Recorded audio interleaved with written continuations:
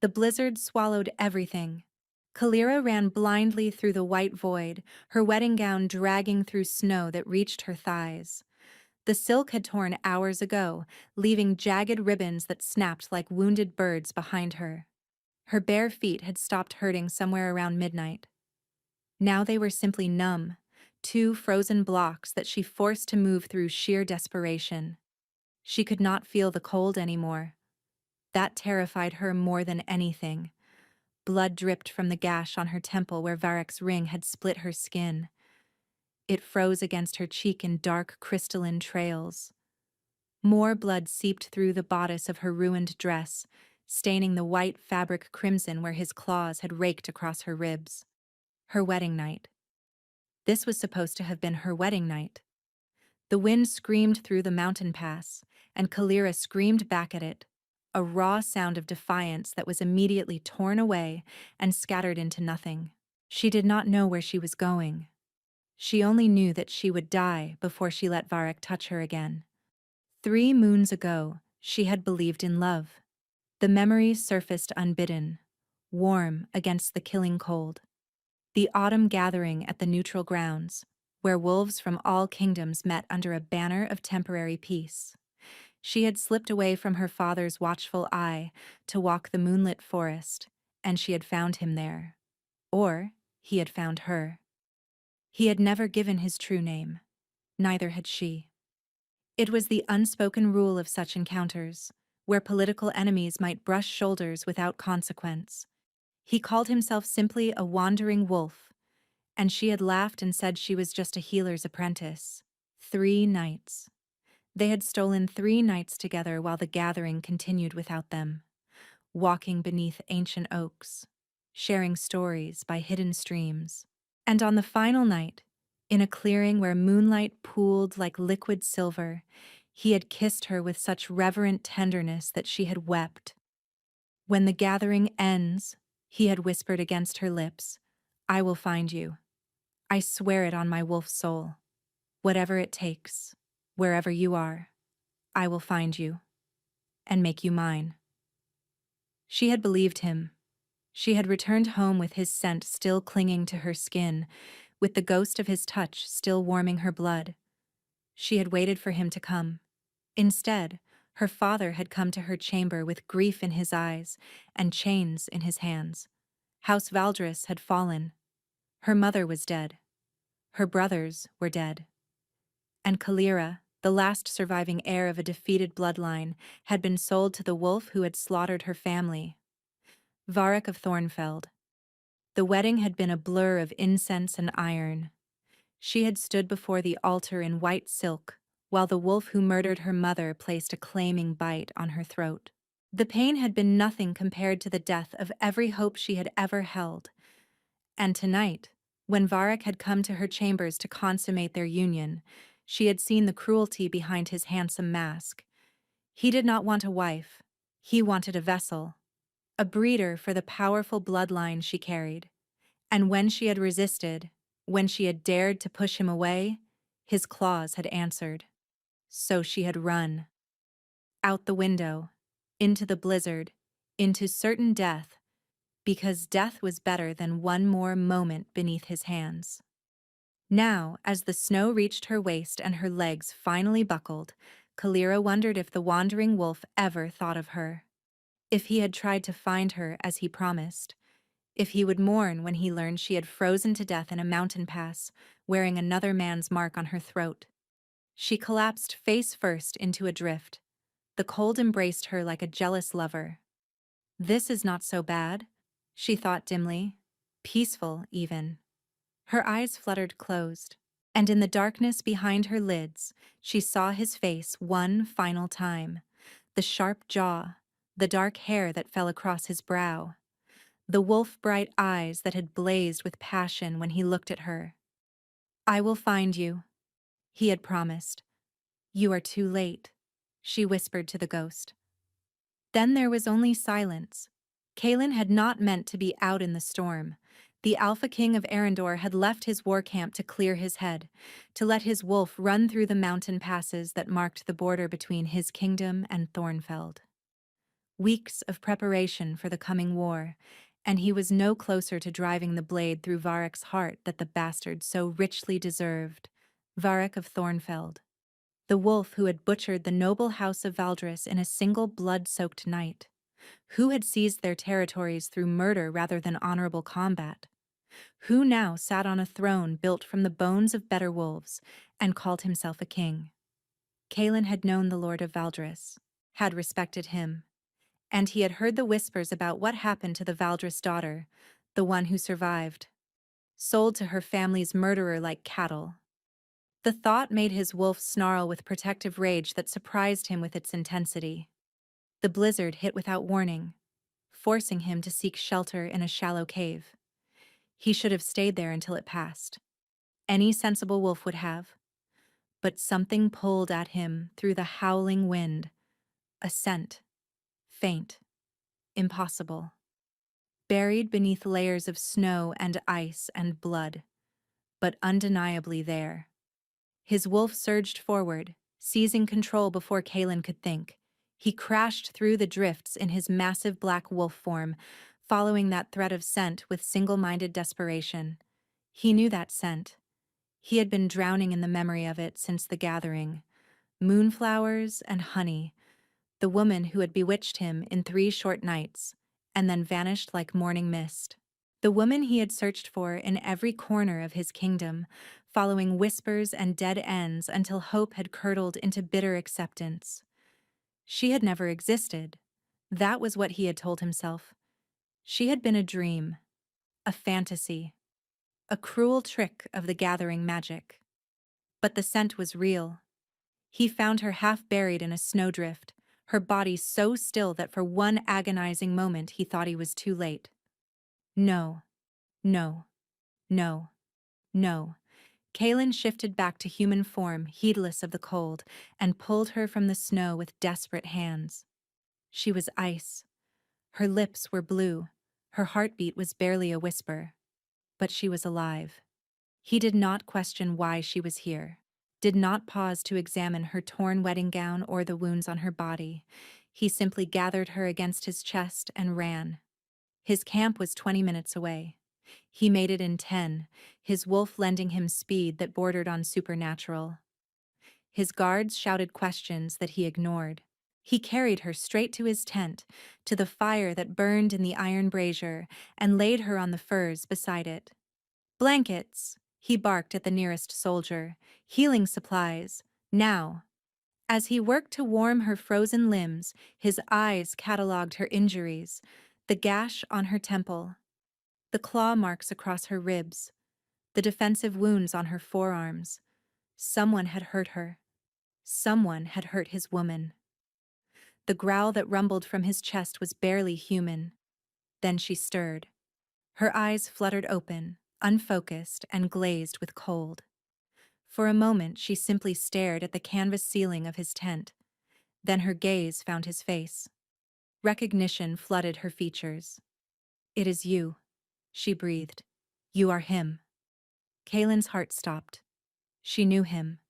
Not as the Alpha King, not as the ruler of Arendor. She knew him as the wandering wolf who had held her beneath the autumn moon. "I found you," he said hoarsely. "I finally found you." Tears spilled down her frozen cheeks. "You are too late." "What do you—" Then the firelight caught the mark on her throat. A claiming bite, fresh, still raw and red at the edges. And beneath it, a scent that made Kaelin's blood turn to ice. Varek. Varek of Thornfeld had marked this woman, had claimed her, had made her his bride. Kalira saw the understanding dawn in his eyes, saw the horror, saw the moment that everything between them shattered. "Please," she whispered. "I did not choose him. I did not want. He killed my family. He forced me to. Please, do not send me back. I would rather die than—" Her voice broke into sobs that shook her entire body. Kaelin stared at the woman he had been searching for, the woman his wolf had recognized as mate from the first moment of contact, now wearing the mark of his greatest enemy. She was Varek's bride, and Kaelin had just committed an act of war by taking her. For 3 days, Kalira drifted between fever and waking. Kaylin's healers worked in shifts to repair the damage the cold had done to her body. Frostbite had claimed 2 of her toes, but her hands had been saved. The claw wounds on her ribs were stitched and bandaged. The gash on her temple was sealed with salve that smelled of pine and something medicinal. Through it all, Kaylin barely left her side. His advisors raged at him in heated whispers just outside the tent. His beta, a scarred warrior named Torvin, had laid out the political ramifications in excruciating detail. By sheltering Varric's bride, Kaylin had given Thornfeld a legitimate cause for war. It did not matter that Kalira had fled willingly. It did not matter that Varric had brutalized her. By the laws that governed wolf kind, she belonged to the wolf who had marked her, and Kaylin had stolen her.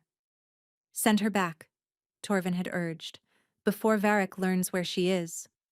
Kaylin had looked at his oldest friend with eyes that glowed with predatory heat. I will tear out the throat of the next person who suggests returning her to that monster. Torvin had not raised the subject again. Now, on the 3rd night, Kalira finally woke with clarity in her eyes.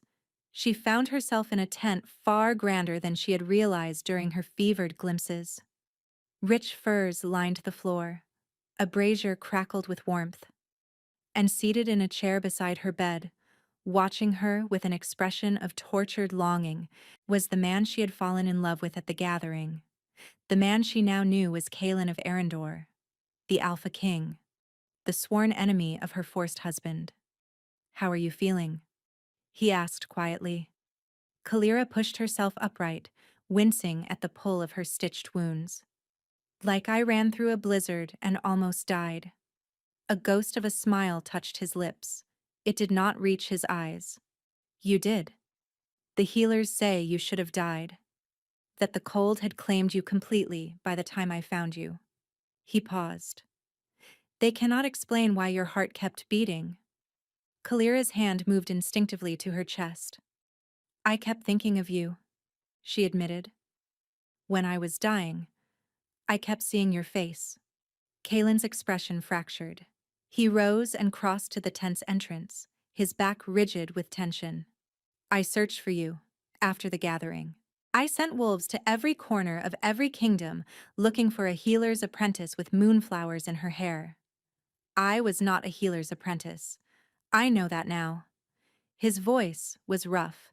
You were Kalira of House Valdris, and while I was searching for a phantom, Varric was slaughtering your family and putting his mark on your throat. You could not have known. I should have been faster. Before what? Kalira interrupted. Before my father sold me to buy peace for our people? Before Varric decided that my bloodline was worth more than my life? She laughed bitterly. You could not have stopped any of it, Kaylin. He turned to face her, and she saw the wolf burning behind his eyes. Your fate is not sealed. You are here. You are alive. And I will burn Thornfeld to ashes before I let Varric touch you again. I am his bride, she whispered. His mark is on my throat. Kaylin crossed the space between them in 3 strides and knelt beside her bed. Do you feel this? He asked hoarsely. She did. The incomplete bond between them hummed with warmth. Even with Varric's scar on her throat, something in her soul reached for something in his. The bond, she breathed. It never faded. I felt it pulling at me every single day. His jaw tightened. My wolf knew you were out there, and when I caught your scent in that blizzard, he nearly tore me apart trying to reach you faster. Kalira's eyes burned with unshed tears. What are we supposed to do? I do not know yet. But I know that you are safe here. Before she could respond, the tent flap burst open. Torvin stood in the entrance, his scarred face pale. My king, riders from the east. They carry the banner of Thornfeld. Kaylin rose, his hand dropping to the blade at his hip. How many? 6. An envoy, not an army. Torvin's eyes flicked to Kalira. They bear a message from Varric. He knows she is here. The color drained from Kalira's face. Whatever message Varric has sent, Kaelin said grimly, I need you to know one thing. I am not giving you up. Whatever war this brings to my doorstep, you are worth it. Then he strode from the tent to meet the riders, and Kalira was left alone with the terrible knowledge that her escape had just ignited a war between kingdoms. The Thornfeld envoy was a wolf Kalira recognized. From the shadows of Kaelin's command tent she watched as the 6 riders dismounted. Their leader was tall and thin, with silver hair pulled back in a severe knot. Lord Morthen, Varric's uncle and chief advisor. The man who had held Kalira's arms while the priest spoke the binding words over her forced marriage. Alpha King. Morthen's voice carried false warmth. We come bearing a message of grave concern. Kaelin stood at the center of his gathered warriors, his posture deceptively relaxed. Speak your message, and be gone. 3 nights passed, our beloved queen vanished from the royal chambers. Imagine our relief when scouts reported seeing her carried into an Arendor war camp by the Alpha King himself. Morthen spread his hands. Return his bride, and we will overlook this breach of protocol. Is that what Varric calls it when he beats his wife bloody on their wedding night? A murmur rippled through the assembled wolves. Morthen's smile cracked. She is his legal bride. Whatever discipline occurs within their union is a private matter. Discipline. The word came out as a snarl. Get out of my camp. Morthen's warmth vanished entirely. You would risk war over a single woman? I would burn this world to cinders for her. The silence that followed was absolute. Morthen withdrew a sealed scroll. King Varric anticipated your attachment. He tossed the scroll at Kaelin's feet. You have 3 days to return what belongs to Thornfeld. After that, we will come to take her. The envoy rode into the darkness without another word. Kaelin retrieved the scroll, broke the seal, and read. His face turned to stone. He strode to where Kalira waited and handed her the message. To the thief who covets my bride, the woman you shelter carries the blood of the first wolves. She is the key to power beyond imagining. Return her within 3 days, and I will grant you a quick death. Refuse, and I will destroy everything you have ever loved. If I cannot have her, no one will. I have dispatched hunters to ensure that should she escape my grasp, she will not escape death. Kalira of Valdris will be my vessel, or she will be a corpse. There is no third path. The scroll trembled in her hands. The blood of the first wolves, she whispered. I do not understand. Your grandmother. Kaelin's voice was grim. Her bloodline traced back to the original pack. I thought it was only legend, but if Varric believes it, Torvin answered from the tent entrance. The first wolves could command wolves regardless of pack bonds. If Varric sired children with someone of that bloodline, he would have an army that no one could resist. Kalira finished. That is why he wanted me, not for alliance, for breeding. Kaelin's hand closed around hers. He will not touch you again. I swear it on my life. A howl split the night air. Not a howl of greeting, a howl of alarm. Torvin's head snapped toward the sound, the eastern perimeter. A guard burst through the tent flap with blood streaming from a wound on his neck. Infiltrators, at least 12. They are here for her. An arrow punched through the canvas wall, inches from Kalira's head. The fletching was black and silver. Thornfeld colors. Kaelin shifted in a heartbeat, his massive black wolf form shielding Kalira as more arrows tore through the tent walls. His warriors poured into the night, combat erupting across the camp. One assassin broke through and lunged directly at her. Kalira did not think. Her hand closed around the iron poker beside the brazier and she swung. The weapon connected with the assassin's temple and he crumpled.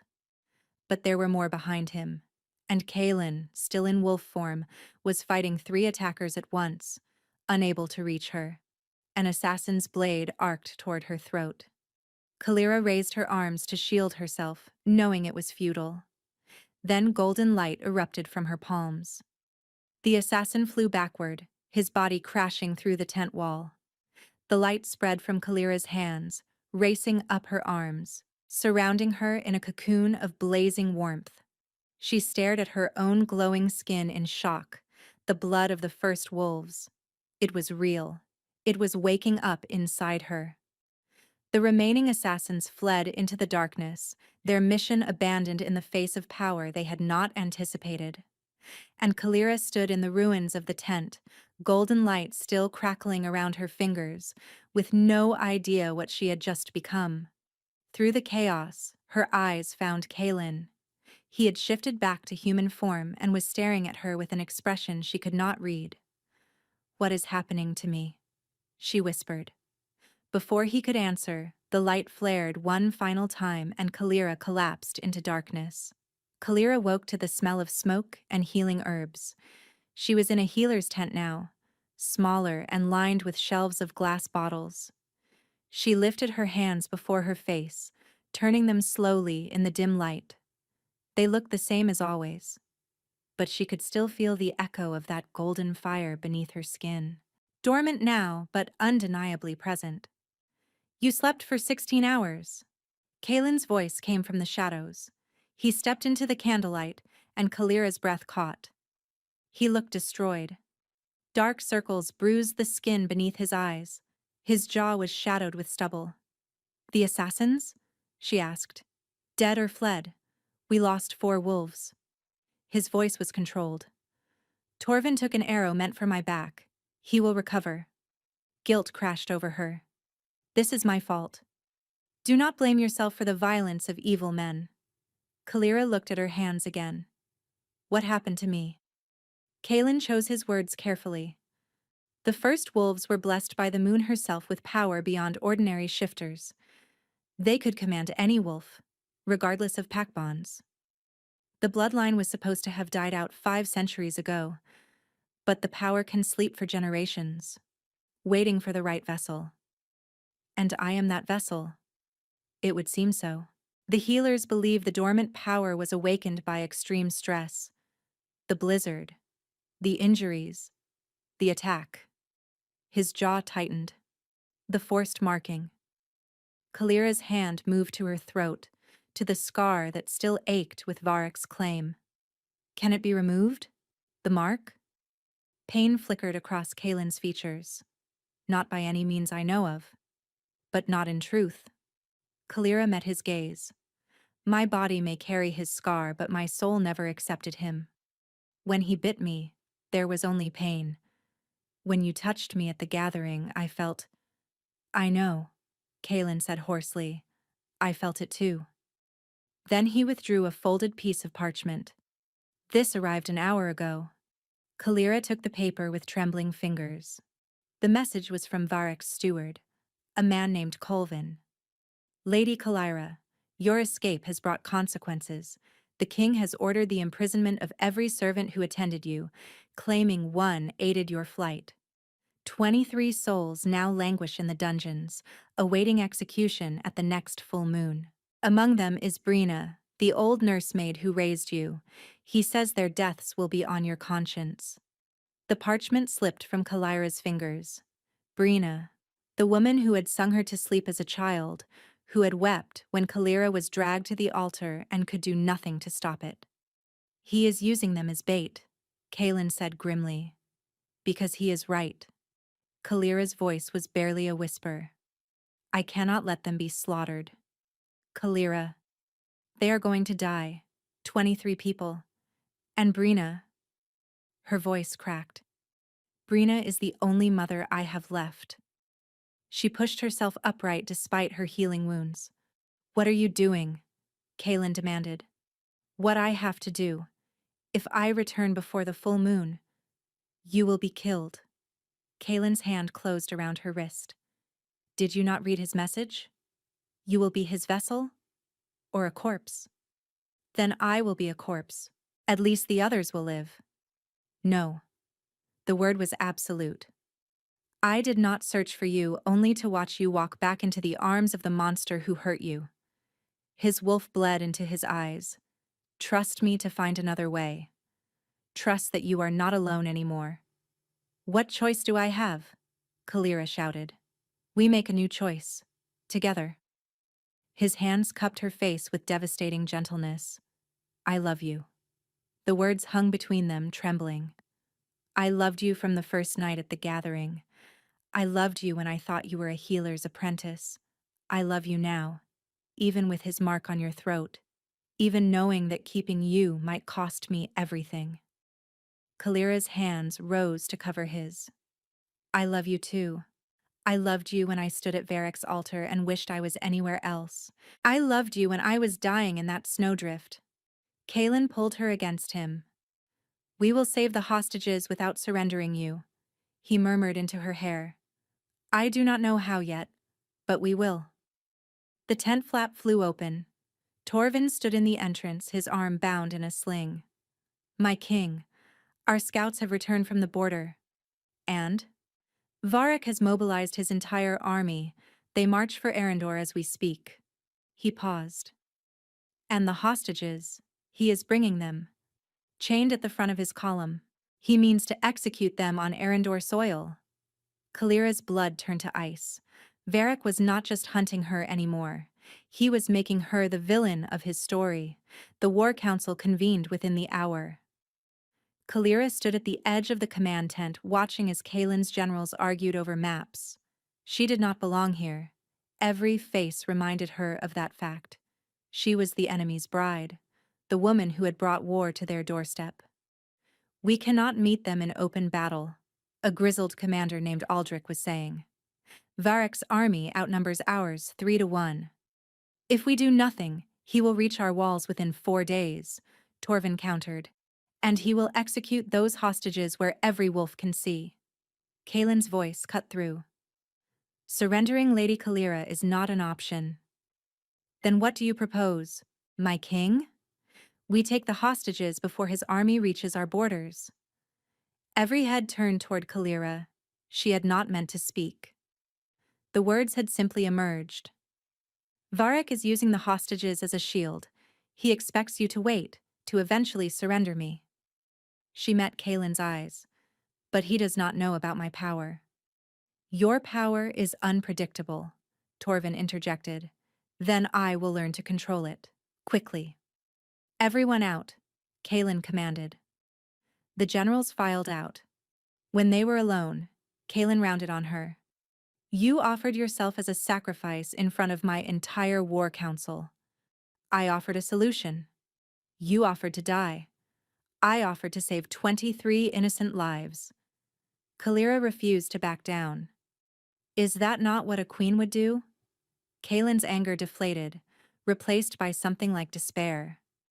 It means everyone will want to use you, control you, breed you for power. You will never be safe. Then teach me to protect myself. In 4 days? In whatever time we have. She stepped closer. I am asking you to help me fight. His forehead dropped to rest against hers. And if every instinct in my body screams to lock you away somewhere safe, then you will have to trust that I am stronger than I look. She rose on her toes and pressed her lips to his. The bond roared to life. Kalira gasped as his emotions crashed into hers. Love, desperate and all-consuming. Desire, barely held in check. And beneath it all, fierce protectiveness. When they broke apart, Kaelin's eyes were blazing. I am yours, Kalira whispered, and I will fight beside you.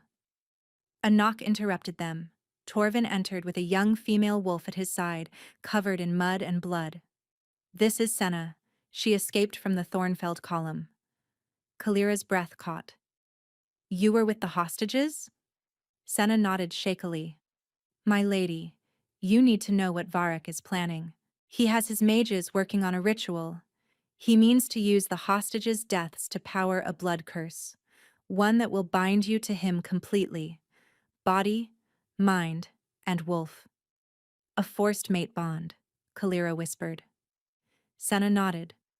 The ritual takes place in the Valley of Bones, a sacred site where the first wolves made their original pact. He reaches the valley tomorrow night. If he completes the ritual, nothing will save you. Tomorrow night. They had one day. The Valley of Bones lived up to its name. They had ridden through the night without rest to reach it in time. Now Kalira crouched behind a ridge of ancient stone, staring down at the massive encampment sprawling across the valley floor. And at the center, on a raised platform of black stone, knelt 23 prisoners in chains. Brina was among them. The ritual site, Kaelin murmured beside her. The mages have been preparing it all day.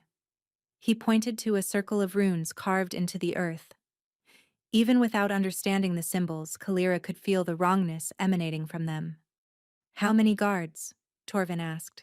Too many, and archers on every ridge. Then we do not approach with a force. Both men turned to look at Kalira. Varric wants me. If I give him what he wants, we discuss this. I am talking about being a distraction. She outlined the plan. Varric expected her to hide. He would never anticipate her walking directly into his camp. While she held his attention, Kaelin's wolves would approach through ancient caves that honeycombed the valley walls. The moment I have Varric focused on me, you free the hostages. And what happens to you? Kaelin demanded. I will have my power. I can feel it now, Kaelin. The light.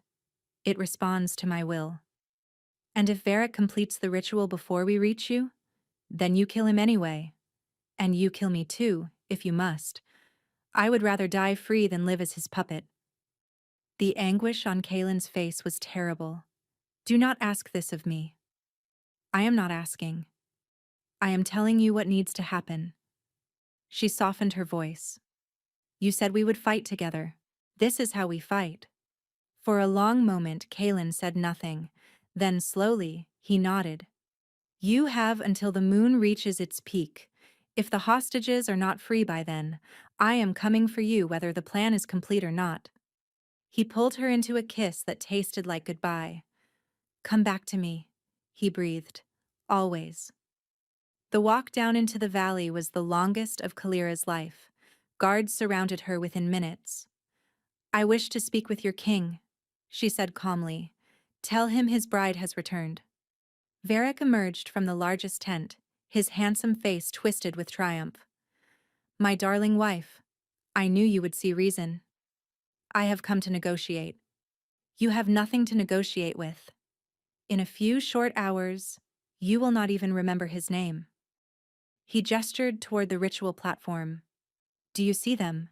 23 souls who will die screaming your name. Their blood will seal you to me forever. Kalira forced herself to walk toward the platform. Release them. They have done nothing. They helped you escape. Varric fell into step beside her. But I will give you a choice. If you submit willingly, I will grant them quick deaths. Painless. And if I refuse? His smile widened. Then I will make you watch as I take them apart piece by piece. Kalira looked past him to the hostages. Brina was staring at her with tears streaming down her weathered cheeks. Her lips moved silently. Run, child. Run. But running was not the plan. Very well, Kalira said quietly. I will submit. Suspicion flickered in Varric's eyes, but greed drowned it. Kneel. Kalira sank to her knees on the blood-stained stone. Through the crowd, she caught a glimpse of movement in the shadows near the prisoners, a flash of wolf-bright eyes in the darkness.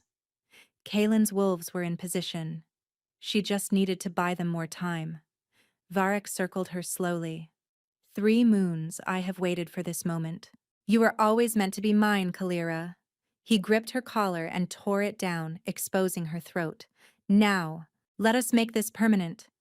His teeth descended, and Kalira unleashed the sun.